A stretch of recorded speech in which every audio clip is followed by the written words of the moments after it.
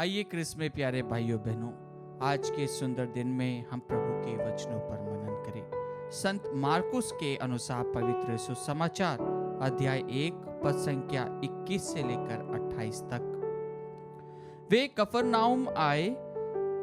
जब विश्राम दिवस आया तो ईसा सभागृह गए और शिक्षा देते रहे। लोग उनकी शिक्षा सुनकर अचंभे में पड़ जाते थे, क्योंकि वे शास्त्रियों की तरह नहीं बल्कि अधिकार के साथ शिक्षा देते थे। सभागृह में एक मनुष्य था जो अशुद्ध आत्मा के वश में था।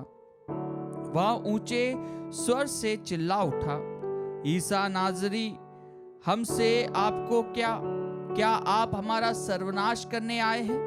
मैं जानता हूं कि आप कौन हैं, ईश्वर के भेजे हुए परम पावन पुरुष। ईसा ने यह कहते हुए उसे डांटा, चुप रह, इस मनुष्य से बाहर निकल जा। अबदूत उस मनुष्य को झंझोड़कर उसे छोड़कर ऊंचे स्वर से चिल्लाते हुए उससे निकल गया। सब चकित रह गए और आपस में कहते रहे, यह क्या है? यह तो नए प्रकार की शिक्षा है। वे अधिकार के साथ बोलते हैं। वे अशुद्ध आत्माओं को भी आदेश देते हैं और वे उनकी आज्ञा मानती है। ईसा की चर्चा शीघ्र ही गलीलिया प्रांत के कोने कोने में फैल गई। प्रभु का सुसमाचार। क्रिस्त में मेरे प्यारे भाइयों बहनों, आज के पवित्र सुसमाचार पाठ में हम सुनते हैं कि किस प्रकार प्रभु अधिकार के साथ में कहते थे। प्रभु यीशु जो कि एक नाजरी के रूप में अपने जीवन काल में यीशु नाजरी के नाम से प्रचलित थे। लोग उन्हें यीशु नाजरी कहते थे, जीसस ऑफ नाजरत कहते थे। लोग उन्हें उस समय क्रिस्त नहीं कहते थे। प्रभु यीशु क्रिस्त नहीं कहा जाता था, उन्हें यीशु कहा जाता था, यीशु नाजरी। हाँ क्रिस्त में प्यारे भाइयों बहनों, जब प्रभु यीशु की मृत्यु होती है और प्रभु जब तीसरे दिन मृतकों में से जी उठ जाते हैं, तो उसके बाद में उन्हें वह टाइटल दिया जाता है जिसका नाम है जीसस द क्राइस्ट। हाँ क्रिस्त में प्यारे भाइयों बहनों, प्रभु यीशु ने अपने जीवन काल में 3 साल तक का अपनी मिनिस्ट्री को किया और कहा जाता है कि 3 बरस तक प्रभु लोगों के बीच में अपनी मिनिस्ट्री को करते रहे। प्रभु यीशु की एज लगभग 33 मानी जाती है कि उनकी मृत्यु उनकी 33 की एज में हुई और 30 साल तक का वह ईश्वरीय बातों को ग्रहण करते हुए ईश्वरीय बातों पर चलते रहे।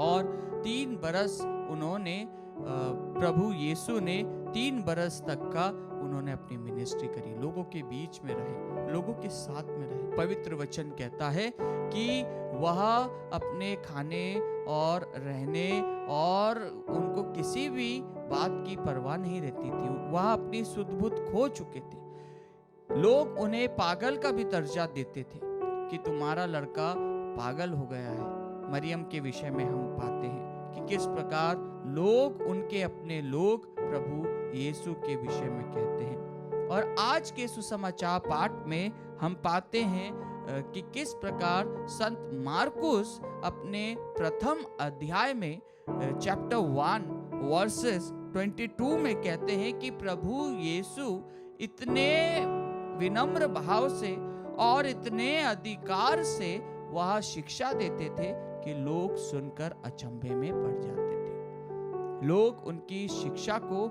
अधिकार के साथ में सुनते थे कि किस प्रकार प्रभु अधिकार के साथ में कहता है। और जब आज सभागृह में एक अशुद्ध आत्मा को प्रभु निकालते हैं, वह आत्मा जानती है कि यीशु कौन है और वह आत्मा को यीशु डांटते हैं और उससे कहते हैं चुप रहे, चुप रहे। मार्कुस के सुसमाचार में हम यह जो प्रथम प्रभु यीशु की जो घोषणा है कि यीशु कौन है, उसके विषय में एक अद्भुत ग्रस्त व्यक्ति, एक अद्भुत आत्मा कहती है कि क्या आप हमें परेशान करने आए हैं?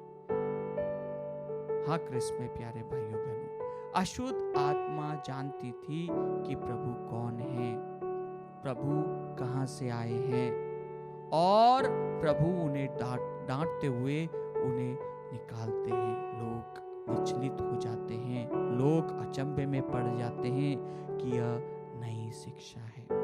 हाँ क्रिस्त में प्यारे भाइयों बहनों, जब हम प्रभु यीशु को अपने जीवन में अपनाते हैं, प्रभु यीशु को हमारे परिवार में अपनाते हैं, तो क्रिस्त में प्यारे भाइयों बहनों चमत्कारों का सिलसिला प्रारंभ हो जाता है और हमारे परिवार में चंगाइयाँ होने लग जाती है, क्योंकि वह प्रभु अधिकार के साथ में हमारे जीवन में आता है, वह प्रभु अधिकार के साथ में हमारे परिवार में आता है, क्योंकि उसको ही एक मात्र अधिकार प्राप्त है अपने पिता ईश्वर के द्वारा।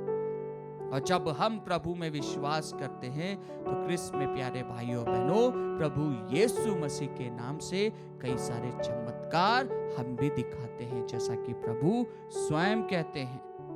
और प्रभु ने अपने शिष्यों के विषय में भी कहा है कि तुम मुझसे भी बड़े बड़े चमत्कार देखोगे।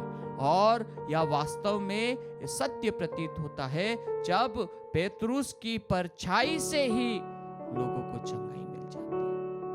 हाँ क्रिस्त में प्यारे भाइयों बहनों, आइए आज हम प्रभु यीशु को हमारे दिल में ग्रहण करें। आज इस नित्य आराधना के माध्यम से हम प्रभु यीशु को जो इस रोटी के रूप में उपस्थित है, क्रिस्त में प्यारे भाइयों बहनों, उससे प्रार्थना करें, उसे पूरा अधिकार दें, क्योंकि वह अधिकार के साथ में हमारे जीवन पर शासन करता है। जैसा कि प्रभु का वचन स्वयं कहता है संत योहन अध्याय 15 पद संख्या 16 में कि तुमने मुझे नहीं चुना बल्कि मैंने तुम्हें चुना है।